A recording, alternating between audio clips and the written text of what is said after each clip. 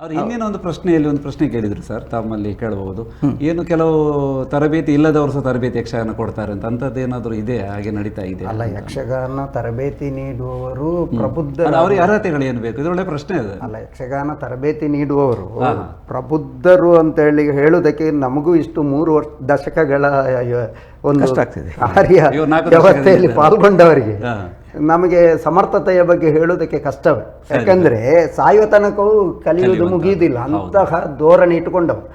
ಆದರೆ ಒಬ್ಬ ಯಕ್ಷಗಾನ ನಿರ್ದೇಶನ ಮಾಡುವವನಿಗೆ ಪ್ರಸಂಗ ರಚನೆ ಬರೆಯುವ ಅಗತ್ಯ ಬೇಕು, ಅದು ಹೆಚ್ಚಿನವರಿಗೆ ಗೊತ್ತೇ ಇಲ್ಲ. ಅದೊಂದು ಅಂಗಲ್ಲಿ ಊನಾಗುತ್ತೆ. ಇನ್ನು ಕೆಲವರಿಗೆ ಅರ್ಥ ಆದ್ರೂ ಬರೆದು ಕೊಟ್ಟು ಅಥವಾ ಮಾತನಾಡಿಸಿ ಸರಿ ಮಾಡಿಸುವಂತ ಕ್ರಮ ಗೊತ್ತಿದೆಯೋ ಅದು ಕೆಲವರಿಗೆ ಗೊತ್ತಿಲ್ಲ. ಯಾರ್ಯಾರ ಹತ್ರ ಅರ್ಥ ಬರೆಸಿ ಬಂದು ಇಲ್ಲಿ ಅವರು ಗುರುಗಳಾಗಿರ್ತಾರೆ. ಅದರ ನಂತರ ನಾಟ್ಯದ ಬಗ್ಗೆ ಕೆಲವರು ಏನ್ ಮಾಡ್ತಾರೆ, ಪುಂಡುವೇಷ ಮಾಡ್ತಿದ್ದವರು ಅವರ ಶೈಲಿಯನ್ನು ಮಾತ್ರ ಹೇಳಿಕೊಡ್ತಾರೆ. ಅವರಿಗೆ ಬನದವೇಷದ ಶೈಲಿ ಹೇಳಿಕೊಡ್ಲಿಕ್ಕೆ ಗೊತ್ತಿರುವುದಿಲ್ಲ, ಸ್ತ್ರೀವೇಷದ ಶೈಲಿ ಹೇಳಿಕೊಡೋದು ಗೊತ್ತಿಲ್ಲ. ಹಾಗಾಗಿ ಒಬ್ಬ ನಿರ್ದೇಶಕನಾದವನು ಸಮರ್ಥ ಆಗಬೇಕಿದ್ರೆ ಪ್ರಸಂಗ ರಚನೆಯಿಂದ ಅರ್ಥ ಬರೆದು ಬನ್ನದವೇಷ, ಸ್ತ್ರೀವೇಷ, ಹಾಸ್ಯ, ಪುಂಡುವೇಷ, ಇತರ ಪೋಷಕ ಪಾತ್ರಗಳ ಬಗ್ಗೆ ಗತ್ತು ಗಾಂಭೀರ್ಯದ ಬಗ್ಗೆ ಹೇಳಿಕೊಡುವಂತಹ ಮನೋಧರ್ಮ ಇದ್ದವ ಮಾತ್ರ ಸಮರ್ಥ ಗುರು ಆಗಬಲ್ಲ. ಒಳ್ಳೆ ಮಾತು. ಯಾಕೆ ಅಂತ ಹೇಳಿದ್ರೆ, ಮೊದಲು ನಾವು ಕುಟ್ಟೇಪಣ್ಣ ಅಂತಿದ್ರು, ಬಣ್ಣದ ಕುಟ್ಟೇಪಣ್ಣ, ಅವರದ ಮಹಿಷಾಸುರ. ನಾವೀಗ ಅದರನ್ನು ನನ್ನ ಚಿತ್ರಣದಲ್ಲಿ ಅದೇ ಕಾಣುದು. ಹಾರಿ ಈ ಶಬ್ದ ಕೇಳುವಾಗಲೇ ಕಂಪನ ಬರ್ತದೆ. ಈಗ ಭಾವನೆಗಳು ಬರ್ತದೆ, ಕಂಪನದೊಂದಿಗೆ ಭಾವನೆ. ಈಗ ಏನ್ ಮಾಡ್ತಾರೆ ಅಂತ ಹೇಳಿದ್ರೆ, ಅವನ ಒಂದು ಮಹಿಷಾಸುರ ಹಾಕಿದವನು ಇಷ್ಟು ಮಾತಾಡ್ತಾನೆ, ಅವನು ಇಷ್ಟು ಮಾತಾಡಿದ್ರೆ ಚಂದ, ಅವನ ಗಾಂಭೀರ್ಯದಲ್ಲಿ ಭಾವನೆ ಇಷ್ಟು ಮಾತಾಡ ಸಾಕಾಗ್ತದೆ. ಅವು ಇಷ್ಟು ಮಾತಾಡಿದ್ರೆ ಏನಾಗ್ತದೆ, ಏತು ಪಾತ್ಯರು ಮಾರಾಯ ಅಂತ ಹೇಳ್ತಾರೆ. ಹಾಗೇನಾಗಿದೆ, ಇದೇನಾಗಿದೆ, ಅದರೊಂದಿಗೆ ಅವ್ರು ಕೇಳಿದ ಪ್ರಶ್ನೆಗೆ ಇನ್ನೊಂದು ಬೇರೆ ಕಾರಣ ಇದೆ. ಈಗ ಒಂದು ಪಟ್ಲದವರ ಹಾಡು, ಇನ್ನೊಬ್ಬ ಭಾಗವತರ ಹಾಡು, ಅದನ್ನು ತಗೊಂಡು ಬರೋದು ಶಾಲೆಯಲ್ಲಿ. ಸರ್, ಟೀಚರ್ಗೆ ಅವ್ರಿಗೆ ಮಾತಾಡೋದು, ನಾವು ಒಂದು ಯಕ್ಷಗಾನ ಮಾಡ್ತೇವೆ ಅಂತ ಆಯಿತು ಅಂತ. ಅಲ್ಲಿ ಕೊನೆಗೆ ಎಂಥದ್ದು, ಅವರ ಒಂದು ತುಣುಕಿಗೆ ಅವನಿಗೆ ಖುಷಿ ಬಂದಾಗೆ ಡ್ರೆಸ್ಸನ್ನು ಕಟ್ಟಿಕೊಂಡು ಅದನ್ನು ಹೇಳಿಕೊಡೋದು. ಅದು ಯಕ್ಷಗಾನ ಪರಂಪರೆಗೆ ಗೊತ್ತಿಲ್ಲ. ಅವನು ಜನಪದ ನೃತ್ಯವನ್ನು ಅದನ್ನು ಇದನ್ನೆಲ್ಲ ಒಟ್ಟು ಮಿಕ್ಸ್ ಮಾಡಿ ಒಂದು ಆಟ, ಅವರ ಆಟ ಆಯಿತು. ಸರ್, ಆನೆ 6 ಪಂಡೆ 15,000 ಪಂಡೆರು ಸರ್, ಎಂಕ್ಲ ಸರ್ ಜೋಕ್ಲಿಗೆ 10,000 ಅಂದೆ ಎಂತ ವೇಷ ಅಂತ. ಅವನು ಒಂದು 5 ನಿಮಿಷದ ಹಾಡು ಯಕ್ಷಗಾನ ಮಲ್ದೇರು ಅಂತ. ಹಾಗೆ ಯಕ್ಷಗಾನ ಆಗಿದ್ದನ್ನು ಅವರು ಈಗ ಹೇಳುವ ಅಂತ ಒಂದು ಬಂದಿದೆ. ಅದು ಯಕ್ಷಗಾನದ ಬಗ್ಗೆ ಮಾತಾಡ್ತಾ ಹೋದಾಗ ಈ ಹವ್ಯಾಸಿ, ವೃತ್ತಿಪರ ಮತ್ತು ಹವ್ಯಾಸಿ ಎರಡು ಇದೆ. ಏನು ವ್ಯತ್ಯಾಸಗಳು ವೃತ್ತಿಪರ ಮತ್ತು ಹವ್ಯಾಸಿಗಳಲ್ಲಿ? ಈಗ ವೃತ್ತಿಪರರಾದವರು ನಾಟ್ಯಾಭ್ಯಾಸ ಮಾಡಿ ಅದರ ಬಗ್ಗೆ ತಿಳ್ಕೊಂಡು ರಂಗಕ್ಕೆ ಬಂದವರು ಹಿಂದೆ ಹೆಚ್ಚು ಇದ್ರು. ಸರಿ, ಇವತ್ತು ವೃತ್ತಿಪರರು, ಹವ್ಯಾಸಿ ಕಲಾವಿದರು ಎಲ್ಲ ಮಿಶ್ರ ಆಗಿ ಹೋಗಿದ್ದೇವೆ. ಎಲ್ಲ ಮಿಶ್ರ ಆಗಿ. ಹೌದು, ಯಾರು ಹವ್ಯಾಸಿಗಳು ಯಾರು ವೃತ್ತಿಪರರು? ಏನಂದ್ರೆ, ಒಂದು ವೃತ್ತಿಗೆ ಹೋದವರು ಇನ್ನೊಂದು ಮೇಳ ತಿರುಗಾಟದಲ್ಲಿ ವೃತ್ತಿಪರ ಕಲಾವಿದರಾಗಿ ಹಿಂದೆ ದುಡಿಯುತ್ತಾ ಇರಲಿಲ್ಲ. ಕಾಲಮಿತಿಗೆ ಬಂದ ಮೇಲೆ ಇನ್ನೊಂದು ಉದ್ಯೋಗದಲ್ಲಿದ್ದವರು ಕೂಡ ಇವತ್ತು ಮೇಳದ ಕಲಾವಿದರಾಗಿ ತಿರುಗಾಟ ಮಾಡ್ತಾ ಇದ್ದಾರೆ. ಆದರೆ ನಿಜವಾಗಿ ಏನಂದರೆ, ಮೇಳದ ತಿರುಗಾಟದಲ್ಲಿ ಒಂದು ಶಿಷ್ಟಾಚಾರಕ್ಕೆ ಬರ್ತದೆ, ಒಂದು ರೀತಿಯಲ್ಲಿ ಅವರೊಳಗೆ ಹೊಂದಾಣಿಕೆ ಎಲ್ಲ ಆಗಿ ಪ್ರದರ್ಶನ ಉತ್ತಮ ಆಗ್ತಾ ಬರ್ತಾ ಇತ್ತು ಹಿಂದೆ. ಹೌದು, ಇವತ್ತು ಕೂಡ ಅಂತ ಹೊಂದಾಣಿಕೆ ಪ್ರದರ್ಶನಗಳು ಕಾಣ್ತೇವೆ ನಾವು, ಇಲ್ಲ ಅಂತ ಅಲ್ಲ. ಹವ್ಯಾಸಿ ಕಲಾವಿದರು ಏನಂದ್ರೆ, ಅಪರೂಪಕ್ಕೆ ಆಟಕ್ಕೆ ಕರೆ ಇತ್ತಾಗ ಹೋಗುದು. ಈಗ ನಾವೆಲ್ಲ ಆಟಕ್ಕೆ ಕರೆ ಇತ್ತಾಗ ಹೋಗುದು, ಅಲ್ಲಿ ಭಾಗವತರು ಹೇಗೆ ಇರ್ತಾರೆ ಮತ್ತೆ ಕಲಾವಿದರು ಹೇಗಿರ್ತಾರೆ ಅಲ್ಲಿ ಹೋದ ಮೇಲೆ ಗೊತ್ತಾಗುದು. ಆವಾಗ ಅಲ್ಲಿನ ಸಂದರ್ಭಕ್ಕೆ ನಾವು ಆ ಪ್ರಸಂಗದ ನಡೆಯನ್ನು ಹಿಡಿದುಕೊಂಡು ಪದ್ಯದ ಆಧಾರದಲ್ಲಿ ನಮ್ಮ ಪ್ರಸ್ತುತಿ ಮಾಡ್ತೇವೆ. ಹೊಂದಾಣಿಕೆ ಕೊರತೆಗಳು ಸ್ವಲ್ಪ ಬರುತ್ತವೆ. ಮತ್ತೆ ವೃತ್ತಿಪರರಾದವರು ಏನ್ ಮಾಡ್ತಾರೆ ಅಂದ್ರೆ, ಅವರಿಗೆ ಡ್ರೆಸ್ ಕಟ್ಟೋದಕ್ಕೆ ಅಂದ್ರೆ ವೇಷಭೂಷಣ ಧಾರಣೆ, ಬಣ್ಣಗಾರಿಕೆ ಮತ್ತು ರಂಗಕ್ಕೆ ಹೋಗುದು ಹೆಚ್ಚಿನವರು ತಿಳಿದಿರ್ತಾರೆ. ಇಬ್ಬರು ಅಪರೂಪಕ್ಕೆ ಏನಾದ್ರು ಇನ್ನೊಬ್ಬರು ಬಣ್ಣ ಬಲಿದು ವೇಷಭೂಷಣ ಕಟ್ಟಿಸಿ ಕಳುಹಿಸುವುದು ಇರ್ತದೆ. ಆದರೆ ಹವ್ಯಾಸಿಗಳಲ್ಲಿ ಏನಂದ್ರೆ, ಹೆಚ್ಚಿನವರು ಏನಂದ್ರೆ ವೇಷಭೂಷಣ ಕಟ್ಟಲಿಕ್ಕೂ ಗೊತ್ತಿಲ್ಲ, ಬಣ್ಣಗಾರಿಕೆ ಮಾಡೋದಕ್ಕೂ ಗೊತ್ತಿಲ್ಲ. ಅವರು ರಂಗಕ್ಕೆ ಪಾತ್ರ ಪ್ರಸ್ತುತಿಗೆ ಪ್ರವೇಶ ಏರು ಪದ್ಯ ಕಲ್ತವರು ದೊಡ್ಡ ಕಲಾವಿದರಾಗಿದ್ದಾರೆ. ಅಂದ್ರೆ ಬಣ್ಣದ ವೇಷ, ರಕ್ಕಸ ಪಾತ್ರ ಮಾಡಲಿಕ್ಕೆ ಅಷ್ಟು ಸಾಕಾಗ್ತದೆ. ತಾಳದ ನಡೆ ಇದನ್ನೆಲ್ಲ ತಿಳಿದುಕೊಂಡಿರ್ತಾರೆ. ನಿಜವಾಗಿ ಹವ್ಯಾಸಿ ಕಲಾವಿದರು ಸಮರ್ಥ ಕಲಾವಿದರಾಗಬೇಕಿದ್ರೆ ವೇಷಭೂಷಣ ಧಾರಣೆ, ಬಣ್ಣಗಾರಿಕೆ ಎಲ್ಲ ಇರಬೇಕು. ಈಗ ನಾವು ಹವ್ಯಾಸಿ ಕಲಾವಿದರಾಗಿದ್ರು ಕೂಡ ನಮ್ಮಲ್ಲಿ ಕೇಳ್ತಾರೆ, ನೀವು ಯಾವ ಮೇಳದಲ್ಲಿದ್ದೀರಿ ಅಂತ. ಅಂದ್ರೆ ಅದು ನಾವು ಮಾಡಿದಂತ ಸಾಧನೆ ಅದಕ್ಕೆ ಕಾರಣ ಅಂತ ಭಾವಿಸ್ತೇವೆ.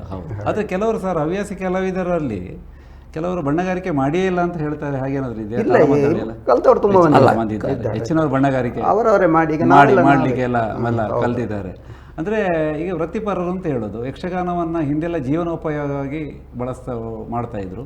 ಇತ್ತೀಚೆಗೆ ಯಕ್ಷಗಾನದಲ್ಲಿ ಸಂಪಾದನೆ ಹೆಚ್ಚಿದೆ ಎನ್ನುವಂಥ ಮಾತು ಕೇಳಿ ಬರ್ತದೆ. ವೃತ್ತಿಪರರಾಗಿ ಮುಂದುವರಲಿಕ್ಕೆ ಸಂಪೂರ್ಣವಾಗಿ ಸಾಧ್ಯತೆ ಇದೆಯಾ ಈ ಸಂದರ್ಭಗಳಲ್ಲಿ ಅಂತ? ನಿಜವಾಗಿ ಯಾರಲ್ಲಿ ಪ್ರತಿಭೆ ಇರ್ತದೆ ಅವರು ಸಾಧನೆ ಮಾಡಿ ತಮ್ಮ ಬದುಕನ್ನು ರೂಪಿಸಿದ್ದಾರೆ. ಯಕ್ಷಗಾನ ನನ್ನ ಅನುಭವದಲ್ಲಿ ಹೇಳುದಿದ್ರು ಸರ್, ನನ್ನ ಶಿಕ್ಷಣ ರಂಗ ಇರ್ಬೋದು, ಯಕ್ಷರಂಗ ಇರ್ಬೋದು, ಆದರೆ ನನಗೆ ಆರ್ಥಿಕ ಭದ್ರತೆ ನೀಡಿದ್ದು ಯಕ್ಷರಂಗವೇ. ನಾವು ದಿನನಿತ್ಯ ಸಂಜೆ ಹೊತ್ತಲ್ಲಿ ಸಂಪಾದನೆ ಮಾಡ್ತೇವೆ, ಮೇಳಕ್ಕೆ ಹೋಗಿ ವೇಷ ಮಾಡಬೇಕಾಗಿಲ್ಲ.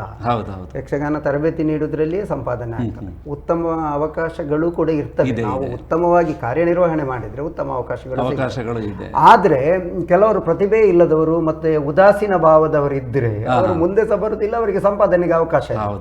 ಇನ್ನೊಬ್ಬರು ನಮ್ಮನ್ನು ಗುರುತಿಸಿ ಕರೆಯುವ ಹಾಗೆ ಆದ್ರೆ ಸಂಪಾದನೆಗೆ ಅವಕಾಶ. ಅಂದ್ರೆ ಕಲೆಯನ್ನ ಸ್ವೀಕರಿಸಿ ಕಲಾವಿದನಾಗಿ ಬರಬೇಕು, ಸಂಪಾದನೆ ಆಗ್ತದೆ ಅಂತ ಯಕ್ಷಗಾನಕ್ಕೆ ಬರಬಾರದು. ಇಲ್ಲ ಸಾಧಕನಾದವನಿಗೆ ಅವಕಾಶಗಳು. ಒಂದ್ ಸ್ವಲ್ಪ ಸಂಪಾದನೆ ಮಾಡಬಹುದು, ವೇಷವಾಗಿ ಕುಣಿದ್ರೆ ಹಾಗೇನಿಲ್ಲ, ಹೇಳಿ ನೋಡ್ರಿ ಅಧ್ಯಯನ ಆಗ್ಬೇಕಾಗ್ತದೆ. ಯಾಕೆಂತ ಹೇಳಿದ್ರೆ ನಾನು ಹವ್ಯಾಸಿ, ನನಗೆ ಕೊಟ್ಟ ಪದ್ರ ಇವತ್ತು ಬಂದ ದೇವೇ ಯಾರು ನಾನು ವರುಣ ಅಷ್ಟೇ ಅಲ್ಲ, ವರುಣ ಯಾರು ಹೇಳಬೇಕು, ಅದು ಗೊತ್ತಿರಬೇಕು. ಒಂದ್ಸಲ ಅಗರಿ ಶ್ರೀನಿವಾಸ ಭಾಗವತರು ಇಲ್ಲಿ ಮಹಮಯಲ್ಲಿ ನವರಾತ್ರಿ ಆಟ ಆಗುವಾಗ ಏನಾಯಿತು ಅಂದರೆ, ಒಬ್ಬ ಅಗ್ರಪೂಜೆಯಲ್ಲಿ ಭೀಷ್ಮ ಹಾಕಲಿ ಮೇಳದ ಹುಡುಗರೆ ಆಗೆಲ್ಲ ಬಂದಿದ್ದು. ಭೀಷ್ಮ ಹಾಕೋದು ಅವನು ಇಡೀ ಕಥೆಯನ್ನು ಗೊತ್ತಿರಬೇಕು ಅವನಿಗೆ, ಅದೆಲ್ಲ ತಡೆದು ಹೇಳಿಕೊಂಡು ಇವ ಪದ್ಯ ಹೇಳಿ ಅಗರಿ ಶ್ರೀನಿವಾಸ ಭಾಗವತರ ಪದ್ಯ ಹೇಳಿ ಮುಗಿದ ಕೂಡಲೇ ಇವೊಂದು ಅರ್ಥ ಹೇಳಿದ್ದು, ಅದು ಒಂದು ಗೀಟಲ್ಲಿ ಮುಗೀತು. ಹಾಗೆ ಹೇಳಿದ್ರು, ತಲೆ ಅವರು ಜಾಗಟ್ಟಿಟ್ಟು ತಲೆಗೆ ಹೊಡೆದ್ರು ಅವನಿಗೆ, ನೀನು ಪದ್ಯ ಹೇಳಿದಷ್ಟನ್ನೇ ಅರ್ಥ ಹೇಳಿದ್ದಾರೆ, ನೀನು ಇಲ್ಲಿ ಯಾಕೆ ಬರೋದು, ಅಲ್ಲೇ ಕೂತ್ಕೊ ಅಂತ ಹೇಳಿದ್ರು. ಯಾಕೆಂದ್ರೆ ಅವ್ರು ಹೇಳಿದಂಥದ್ದು, ನೀನು ನನ್ನ ಹತ್ರ ಕೇಳಿ ಕಲ್ತು ಬರ್ತಿದ್ರೆ ಇಲ್ಲಿ ನಿಂಗೆ ಹೇಳ್ಬೋದಿತ್ತು, ಅಧ್ಯಯನ ಬೇಕು. ಈಗ ಮಕ್ಕಳು ಕೇಳುವುದಿಲ್ಲ, ಈಗಿನ ಆಯ್ತು ಅಂತ ಸೀದಾ ಬರೋದು. ನೋಡ್ರಿ ಈಗ ಯಕ್ಷಗಾನ ಸಂದರ್ಭ, ಈಗ ನಾವು ನವರಾತ್ರಿ ಸಂದರ್ಭಗಳಲ್ಲಿ ಇನ್ನಿತರ ಸಂದರ್ಭ ಯಕ್ಷಗಾನ ಆಯೋಜನೆ ಮಾಡೋದನ್ನು ಕೇಳ್ತೇವೆ. ನವರಾತ್ರಿ ಸಂದರ್ಭಗಳಲ್ಲಿ ವಿಶೇಷವಾಗಿ ಎಲ್ಲ ಕಡೆಯಲ್ಲಿ ಯಕ್ಷಗಾನಗಳು ನಡೀತದೆ. ಈ ಆಯೋಜನೆ ಎನ್ನುವುದು ಸುಲಭವ ಹೇಗೆ ಅಂತ ನಮಗೆ ಬಹಳ ಗೊಂದಲ. ಅಂದರೆ ಒಂದಷ್ಟು ಕಲಾವಿದರು ಇರ್ತಾರೆ, ಬಹಳ ಕಡೆ ಬುಕ್ಕಿಂಗ್ ಆಗಿರ್ತದೆ, ಹೇಗೆ ಆಯೋಜನೆ ಹೇಗೆ ಮಾಡ್ತೀರಿ? ಕಲಾವಿದರು ಒಂದು ವೇಳೆ ಬರೋದಿದ್ರೆ ಆ ದಿವಸ ಏನು ಮಾಡ್ತೀರಿ? ನಾವು ಸಂಘಟಕ ರೆಡಿ ಇರಬೇಕು. ಯಾರು ವೇಷಧಾರಿ ಬರೋದಿಲ್ವಾ ಜನವನ್ನು ನಾವು ಮಾಡಬೇಕು, ಇಲ್ಲ ಇದ್ರೆ ನಾನೇ ಆ ವೇಷಕ್ಕೆ ರೆಡಿ ಆಗ್ಬೋದು. ಅದರಲ್ಲಿ ಇರೋದು ಈಗ ನಾವು ಕೆಲವು ಕಡೆ ನವರಾತ್ರಿ 10 ದಿನ ಮಾಡ್ತೇವೆ. ಉದಾಹರಣೆ ಗಣೇಶಪುರದಲ್ಲಿ ಇರ್ಬೋದು. ಯಾವ ವೇಷಕ್ಕೆ ಜನ ಬರೋದಿಲ್ಲ ಅಂತ ಸಂಜೆ ಗೊತ್ತಾದರೆ ನಮ್ಮದು 6 ಗಂಟೆಗೆ ಗೊತ್ತಾಗೋದು ಅಷ್ಟೇ, 7 ಗಂಟೆಗೆ 6:30 7 ಗಂಟೆ ಆಡೋದು ಆಗ್ತದೆ. ಮತ್ತೆ ಒಬ್ಬ ಬರೋದಿಲ್ಲ ಅಂತ ಆದರೆ ಅಡ್ಜಸ್ಟ್ ಮಾಡಲಿ ಸಾಲದೆ ಆದರೆ ಅಡ್ಜಸ್ಟ್ ಮಾಡ್ತೇವೆ. ಅದು ಆಗೋದೇ ಇಲ್ಲ ಅಂತ ಕಂಡ್ರೆ ನಾನೇ ರೆಡಿ ಆಗಬೇಕು. ನೀವೇ ರೆಡಿ ಅಂದ್ರೆ ಆಯೋಜಕರು ಕಲಾವಿದನಾಗಿರ್ಬೇಕು ಇರಬೇಕು. ಆಗ ಅದರ ರೆಡಿಯಲ್ಲಿ ಇನ್ನೊಂದು ಎಂತ ಅನ್ನೋದು, ಈಗ ಮೊಬೈಲ್ ಬಂದ ಮೇಲೆ ಕಷ್ಟ. ಮೊದಲೇನಾಗ್ತಿತ್ತು, ಮೊಬೈಲ್ ಇಲ್ಲದೇ ಇದ್ದಾಗ ವಿಷಯವೇ ಇಲ್ಲ, ಲ್ಯಾಂಡ್ಲೈನ್ ಇರುವಾಗ ಒಂದು ಕಾಲದಲ್ಲಿ ನಾವು ಕಲಾವಿದ ಒಂದು ಪ್ರಾಮಾಣಿಕತೆ ಇತ್ತು. ಸ್ವಾಮಿ ನನಗೆ ಇವತ್ತು ಬರಲಿಕ್ಕೆ ಆಗುದಿಲ್ಲ, ಹೀಗೀಗೆ ಸಮಸ್ಯೆ ಇದೆ. ಅವು ಬೆಳಿಗ್ಗೆಯೋ ಮಧ್ಯಾಹ್ನ ಕಷ್ಟಪಟ್ಟಾರು ಅವರಿಗೆ ತಲುಪಿಸುವಂಥ ವ್ಯವಸ್ಥೆ. ಈಗ ನನ್ನ ಫೋನಿಗೋ ಅಥವಾ ನಿಗದಿತ ಸ್ಥಳಕ್ಕೆ ಯಾರಿಗಾರು ಫೋನ್ ಮಾಡಿ ಹೇಳ್ತಿದ್ದ, ಸ್ವಾಮಿ ಹೀಗೀಗೆ ಬರಲಿಕ್ಕೆ ಆಗುದಿಲ್ಲ. ತುಂಬ ಕಲಾವಿದರು ಹಾಗೆ ಹೇಳಿದ್ದಾರೆ. ನಾವು ಅದಕ್ಕೆ ಸಂಜೆ ಒಳಗಿಂದ ರಾತ್ರಿ ಒಳಗೆಲ್ಲ ಸೆಟ್ ಮಾಡಿ ಆಗಿತ್ತು. ಆದ್ರೆ ಈಗಾಗಲ್ಲ, ಈಗ ಮೊಬೈಲ್ ಅಲ್ಲ, ಇತ್ತೆ ಮೂಳೆ 5 ನಿಮಿಷ ಬ್ಲಾಕ್ ಓಳು. ಬ್ಲಾಕ್ ಎಲ್ಲಿ ಕೇಳಿದ್ರೆ ಎಜೆ ಹತ್ರ ಅಲ್ಪ ನಾವು ಮತ್ತೆ ಮೆಲ್ಲ ಕೇಳುದು ಡಾಕ್ಟರ್ ಇದ್ದೀರಾ ಅಂತ, ಯಾವುದು ಬ್ಲಾಕ್ ಅಂತ ಹೇಳಿದೆ ಹಾಗೆ ಪ್ರದರ್ಶನ ತಡವಾಗುದು, ಇಂಥದ್ದೆಲ್ಲ ಸಮಸ್ಯೆ, ತುಂಬಾ ಸಮಸ್ಯೆ ಉಂಟು. ಅದ್ರ ಸ್ವಲ್ಪ ಬದ್ಧತೆ ಬೇಕು ಅಂತ, ಅವರಿಗೆ ಬದ್ಧತೆಗಳು ಬೇಕು ಅಂತ ಕಲಾವಿದರನ್ನೇ ನೀವು ಕರಿಬೇಕಾಗ್ತದೆ. ಹಾಗೆ ಅಂತ ಹೇಳಿ ಕೆಲವು ಏನಾಗ್ತದೆ ಅಡ್ಜಸ್ಟ್ಮೆಂಟ್ ಇರ್ತವೆ. ಆಗ ಇಲ್ಲಿ ಎದುರಿನ ಕಲಾವಿದ ಸಮರ್ಥನಾಗಿ ಅಡ್ಜಸ್ಟ್ಮೆಂಟ್ಗೆ ಆಗ್ತದೆ. ಹಾಗೆ ಮಾಡ್ಲಿಕ್ಕೆ ಆದ್ರೆ ಸುಲಭ ಅಷ್ಟೇ. ವಚನಡಿ ಅವರು ಆಯೋಜನೆ ಮಾಡ್ತೀರಾ ಯಕ್ಷಗಾನಗಳನ್ನೆಲ್ಲ? ಸಂಘಟಕನಾಗಿ ಕೆಲಸ ಮಾಡಿದೆ. ಮತ್ತೆ ಪಾತ್ರಧಾರಿಗಳು ಬಾರದೇ ಇದ್ರೆ ಅಂತ ಸಂದರ್ಭದಲ್ಲಿ 1-2 ಪಾತ್ರವನ್ನು ಬಿಟ್ಟು ಪ್ರೇಕ್ಷಕರಿಗೆ ಗೊತ್ತಿಲ್ಲದ ಹಾಗೆ ಸುಧಾರಿಸುವುದು ಉಂಟು.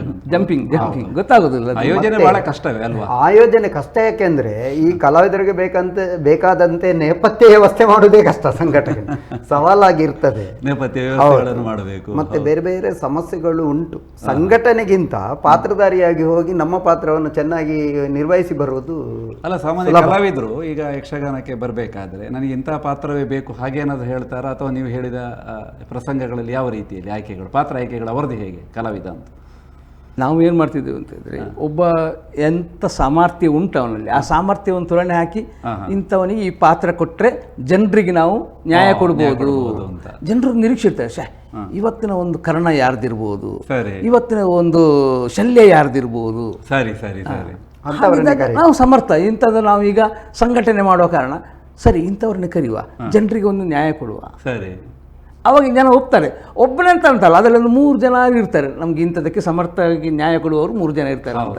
ಹಾಗಾದ್ರೆ ಪ್ರೇಕ್ಷಕರು ಬೇರೆ ಇರ್ತಾರೆ, ಇಂಥವ್ರದ್ದೊಂದು ನೋಡ್ಲೇಬೇಕು ಮಾರ್ರೆ ಅಂತ. ಹಿಂದೆಲ್ಲ ಯಕ್ಷಗಾನ ಮೈಕೈದಲ್ಲಿ ಹೇಳ್ಕೊಂಡು ಹೋಗ್ತಿದ್ರಲ್ಲ, ಕೀಚಕನ ಪಾತ್ರ ಯಾರು ಇವತ್ತು ನೋಡಲು ಮರೆಯಿದ್ದೀರಿ, ಮರೆತು ನಿರಾಶರಾಗತ್ತೀರಿ, ಅದೆಲ್ಲ ಇಲ್ಲ ಈಗ, ಈಗಲೂ ಉಂಟು ಹಳ್ಳಿ ಕಡೆಯಲ್ಲಿ. ಪರೀಕ್ಷೆದ ಮೇಲೆ ಇಟ್ಕೊಂಡು ಹೋಗೋದು. ಅದು ಮಾಮಯಲ್ಲಿ ಒಂದು ಬೇರೆ ಸ್ಟೈಲ್ ಇತ್ತು. ಒಬ್ರು ಮುಂಡಾಸ್ ಕಟ್ಟಿ ಒಂದು ಡ್ರೆಸ್ ಎಲ್ಲ ಹಾಕಿ, ಇಲ್ಲಿ ಮಹಾಮೈ ಸುರತ್ಕಲ್ನವರು ಹೀಗೊಂದು ಮೈಕ್ ಇಟ್ಕೊಳ್ಳೋದು, ಇನಿ ಸುರತ್ಕಲ್ ಆಟೋ ಆಟೋಯೇ ಆಟೋ ಬದೇ ಅಂದ್ರೆ ಜನರಿಗೆ ಆ ಮೈಕ್ ಹೇಳುವಾಗಲೇ ಜನರಿಗೆ ಆ ಟೋನ್ ಕೇಳಿದ ಗೊತ್ತಾಗ್ಬಿಡುತ್ತದೆ, ಇವತ್ತು ಯಕ್ಷಗಾನ ಇದೆ, ಇವ್ರದ್ದು ಯಕ್ಷಗಾನ. ಈಗ ಯಕ್ಷಗಾನ ಬಗ್ಗೆ ಮಾತಾಡ್ತಾ ಹೋದಾಗೆ ಬಹಳ ಮುಖ್ಯವಾಗಿ ಬರುವಂಥದ್ದು ಯಕ್ಷಗಾನ ವಿಮರ್ಶೆಗಳು. ಯಕ್ಷಗಾನಗಳ ಬಗ್ಗೆ ವಿಮರ್ಶೆಗಳು ಇದೆ, ವಿಮರ್ಶೆಗೆ ನಿಲುಕದ್ದು ಯಾವುದೂ ಇಲ್ಲ, ಎಲ್ಲವೂ ವಿಮರ್ಶೆಗೆ ನಿಲುಕಿದ್ದು. ಹಾಗಿರುವಾಗ ಯಕ್ಷಗಾನ ವಿಮರ್ಶೆಯ ಬಗ್ಗೆ ತಮ್ಮ ಅನಿಸಿಕೆಗಳೇನು ಪಚನಾಡಿಯವರು? ಯಾವ ರೀತಿ ಇರಬೇಕು ವಿಮರ್ಶೆಗಳು ಯಕ್ಷಗಾನದ ಬಗ್ಗೆ? ಇವತ್ತು ವಿಮರ್ಶೆ ಮಾಡುವುದಕ್ಕೆ ಸಮಯ ಇಲ್ಲದ ಕಾಲಮಿತಿಯ ಪ್ರದರ್ಶನಕ್ಕೆ ಬಂದು ಮುಟ್ಟಿದೆ. ಸರಿ, ವಿಮರ್ಶೆ ಅನ್ನುವುದು ಬಿಟ್ಟು ಇರುವುದಿಲ್ಲ. ಯಕ್ಷಗಾನ ಆಗಲಿ ಯಾವುದೇ ಕಲೆ ಆಗಲಿ, ಅಲ್ಲಿ ಪ್ರತಿಯೊಬ್ಬ ವ್ಯಕ್ತಿ ಕಲಾವಿದನಲ್ಲಿ ಒಂದು ರೀತಿಯ ವಿಮರ್ಶೆ ಇದ್ದಾಗ ಆತ ಬೆಳೀತಾನೆ. ಹೌದು ಹೌದು ಹೌದು. ಮತ್ತೆ ತಾವು ಮಾಡುವಂಥ ಪ್ರದರ್ಶನ ಅಥವಾ ತಮ್ಮ ಪಾತ್ರದ ಪ್ರಸ್ತುತಿ ಎಷ್ಟು ಉತ್ತಮವಾಗಬೇಕು ಅಂತೇಳಿ ಯಾರೋ ಒಬ್ಬ ವಿಮರ್ಶೆ ಮಾಡ್ತಾನೋ, ಸಂಘಟಕ ಇರ್ಬೋದು ಅಥವಾ ಪಾತ್ರಧಾರಿ ಇರ್ಬೋದು, ಆವಾಗ ಆ ಪ್ರದರ್ಶನ ಇರ್ಬೋದು ಅಥವಾ ಆತನ ಪಾತ್ರ ಪ್ರಸ್ತುತಿ ಇರ್ಬೋದು, ಅದು ಒಳ್ಳೆದಾಗ್ತದೆ. ಇನ್ನೊಂದು ವಿಮರ್ಶೆ ಯಾಕೆ ಬೇಕಾಗುದಂದ್ರೆ, ಈ ಯಕ್ಷಗಾನ ಇತ್ತೀಚೆಗೆ ಗೊತ್ತಲ್ಲ, ಏನೇನೋ ಸಮಸ್ಯೆಗಳು ಯಕ್ಷಗಾನವನ್ನು ಕಾಡ್ತಾ ಇದೆ, ಬೇರೆ ಬೇರೆ ವಾದ ವಿವಾದಗಳಿವೆ. ಇವುಗಳನ್ನೆಲ್ಲ ಒಂದು ನಿವಾರಿಸಬೇಕಿದ್ರೆ ಯಕ್ಷಗಾನ ಕಲಾವಿದರ ಜೊತೆಗೆ ಒಂದು ಒಕ್ಕೂಟ, ಸಂಘಟನೆಯು ಗಟ್ಟಿಯಾಗಿರಬೇಕು ಮತ್ತು ವಿಮರ್ಶೆ ಇರಬೇಕು. ಅದಕ್ಕೆ ಸರಿಯಾಗಿ ಪ್ರೇಕ್ಷಕ ಕೂಡ ಒಳ್ಳೆಯದನ್ನು ಮಾಡಿ ಒಳ್ಳೆಯದನ್ನೇ ಕೊಡಿ, ಇಂಥದ್ದು ಹೇಳುವಂತ ಒಂದು ರೀತಿಯ ವಿಮರ್ಶೆ ಪ್ರೇಕ್ಷಕನಲ್ಲೂ ಇರಬೇಕು. ಸಮಾಜದಲ್ಲಿ ಸುಧಾರಣೆ ಆಗುವುದಕ್ಕೆ ಪ್ರೇಕ್ಷಕರು ಮತ್ತು ನಮ್ಮ ಪ್ರದರ್ಶನದ ಕಲಾವಿದರು ಎಲ್ಲರೂ ಕಾರಣ. ಯಕ್ಷಗಾನ ಪ್ರಸಂಗದ ಬಗ್ಗೆ ವಿಮರ್ಶೆಗಳು ಬೇಕು. ಅಂದ್ರೆ ವ್ಯಕ್ತಿಗತವಾಗಿ ಒಬ್ಬ ವ್ಯಕ್ತಿಯನ್ನ ಹೊಗಳೋದು, ಆತ ತಪ್ಪು ಮಾಡಿದ್ರು ಹೊಗಳೋದು, ಅದು ಆತನನ್ನು ತೆಗೊಳ್ಳುವಂಥದ್ದು ಇದು ಇರಬಾರ್ದು. ಟೋಟಲಿ ಆಗಿ ಒಂದು ಯಕ್ಷಗಾನದ ಬಗ್ಗೆ, ಪ್ರಸಂಗದ ಬಗ್ಗೆ ಯಾವುದು ಸರಿ ಎನ್ನುವ ವಿವೇಚನೆ. ಇವತ್ತೇನೆಂದ್ರೆ ವಾದ ವಿವಾದ ಮಾಡುವಲ್ಲಿ ಯಾರು ಗಟ್ಟಿದ್ದಾರೆ ಅವರದೇ ಮೇಲುಗೈ ಸಾಧಿಸುವ ಪರಿಸ್ಥಿತಿ ಬಂದಿದೆ. ಎಷ್ಟು ವ್ಯೂಸ್ ಬಂತು ಅಂತ. ಹೌದು, ಇವತ್ತು ನನಗೆ ಎಷ್ಟು ವ್ಯೂಸ್ ಏನು ಅಭಿಪ್ರಾಯ ಬಂತ. ಹೌದು, ಸತ್ಯ ಕಷ್ಟ. ಆವಾಗ ಮೊದಲೆಲ್ಲ ಮಂಡನೆ ಹೇಗಿರ್ತದೆ ಅಂತ ತಾಳ ಮೊದಲೆಲ್ಲ ಉದಾಹರಣೆಗೆ, ಶೇಣಿಯವರು ರಾಮ ಮಾಡಿದ್ದು ಸರಿಯೇ, ಸರಿ, ಕೃಷ್ಣ ಮಾಡಿದ್ದು ಸರಿ, ರಾವಣ ಮಾಡಿದ್ರು, ಕಂಸ ಮಾಡಲಿ, ಯಾವುದೇ ಮಾಡಿದ್ರು ಸಮರ್ಥನೆ ಕೊಡ್ತಿದ್ರು. ಅವಾಗ ಏನಾಗ್ತಿದ್ರು, ಇವತ್ತು ಏನು ಮಾತನಾಡ್ತಾರೆ, ಏನು ವಿಷಯ ಸಂಗ್ರಹ ಆಗ್ತಿದೆ ಅಂತ ಜನ. ನಾವು ರಾತ್ರಿ ಬೆಳಿಗ್ಗೆವರೆಗೆ ಗಣೇಶಪುರದಲ್ಲಿ ನಾವು ರಾತ್ರಿ 9-10 ಗಂಟೆಗೆ ತಾಳ ಮೊದಲೇ ಸ್ಟಾರ್ಟ್ ಆದರೆ ಬೆಳಿಗ್ಗೆ 5:15 ಗಂಟೆಗೆ ದೇವರ ದೇವಸ್ಥಾನ 5 ಗಂಟೆಗೆ 5:15 ಓಪನ್ ಆಗ್ತಿದೆ. ಆವಾಗಲೇ ನಾವು ನಿಲ್ಲಿಸ್ತಿದ್ವು. ಆವಾಗ ಜನ ಒಂದು 400-300-400 ಜನ ಕೂತ್ಕೊಳ್ಳೋದು. ಅದು ಏಕಾಗ್ರತೆಯೇ ಬೇರೆ. ಪರಕಾಯ ಪ್ರವೇಶ ಇತ್ತು ನೋಡಿ ಅವರಿಗೆ. ಅವರು ಆ ಪಾತ್ರವೇ ಅವರೇ ಆಗಿರ್ತಾರೆ, ಅದು ಅವರೇ ಆಗಿರ್ತಾರೆ, ಶ್ರೇಣಿಯವರಾಗಿರ್ತಿರ್ಲಿಲ್ಲ, ಪಾತ್ರ ಆಗಿರ್ತಿದ್ರು ಅವರು. ಕೀಚಕನ ಪಾತ್ರವನ್ನು ಇವರು ಮಾಡ್ತಾ ಇದ್ರು ನಮ್ಮ ಬಡಗುತಿಟ್ಟಿನಲ್ಲೂ. ಆ ಸಂದರ್ಭದಲ್ಲೂ ಇವರೆಲ್ಲ ಅಲ್ಲಿ ಬಡಗುತಿಟ್ಟಿನ ಪ್ರಸಿದ್ಧ ಕಲಾವಿದರು ಸಂಪೂರ್ಣವಾಗಿ ನಾವು ಕೀಚಕನ ಪಾತ್ರ, ಯಕ್ಷಗಾನದಲ್ಲಿ ಕೀಚಕನ ಪಾತ್ರ ಏನಿದೆ ಅದನ್ನು ನಾವು ಒಂದು ರೀತಿಯ ವಿಲನ್ ಪಾತ್ರವಾಗಿ ನೋಡ್ತೇವೆ. ಆದ್ರೂ ಜನರು ನೃತ್ಯ ಮಾಡುವ ಕೈ ಚಪ್ಪಾಳೆ ಕೊಡ್ತಿದ್ರ ನಟನೆಗೆ ನೋಡಿ ಎಂತ ಒಂದು ಅದ್ಭುತ. ಬಡಗುತಿಟ್ಟಿನಲ್ಲಿ ಎಲ್ಲ ನನಗೆ ಅದ್ಭುತ ಕಲಾವಿದ್ರು. ನೀವು ಹೇಳುವಾಗ ಒಂದು ನೆನಪು ಬಂತು. ನಾವು ಮೊದಲು ಮಾಮ ಆಟ ಆಗುವಾಗ ಜಲವಳಿಯವ್ರದ್ದು ಶನಿ ಬಹಳ ಫೇಮಸ್ ಇತ್ತು. ಸರಿ, ಸುರತ್ಕಲಲ್ಲಿ ಬಹಳ ಆಟ. ನಾವು ಆಗೊಬ್ರು ಹೇಳಿದ್ರಲ್ಲ ತೂಟೆ ಬತ್ತೊಂದು, ಇವರು ಹೇಳಿದ್ರಲ್ಲ ತೂಟೆ ಬತ್ತೊಂದು.